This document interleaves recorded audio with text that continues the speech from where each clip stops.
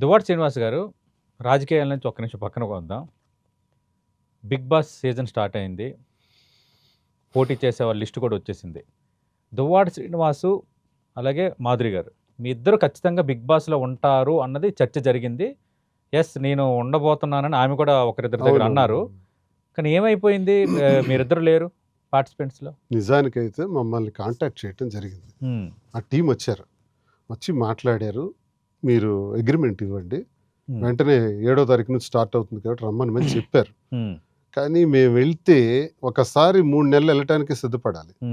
ఆ తర్వాత నేను మెయిన్ కాదు, మాధురి అని వెళ్ళాలి, నేను బయట ఉండిపోవాలి, సిద్ధపడాలి. ఒకవేళ 2-3 వారాల్లో తిరిగి వచ్చేస్తే ప్రాబ్లం లేదు. ఉంటే పరిస్థితి ఏంటి?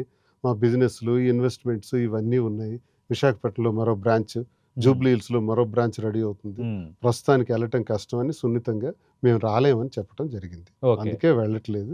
నిజానికైతే ఆహ్వానం వచ్చింది, వెళ్ళాల్సిందే, కానీ వెళ్ళలేదు, రాలేమని చెప్పాం. ఓకే.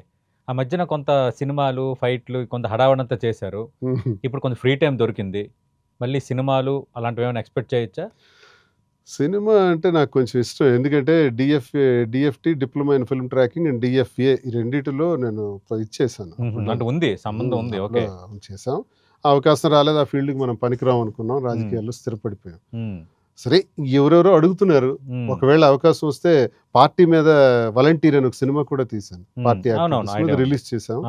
అది నా సొంతంగా నేను మాధురి కలిపి తీసాను. అందులో ఫైట్స్ కూడా చేశారు కదా. ఫైట్స్ కూడా అది కొంచెం విజువల్ వాల్యూస్ తక్కువ, కానీ ఎలాగో తీసాం, రిలీజ్ చేసాం.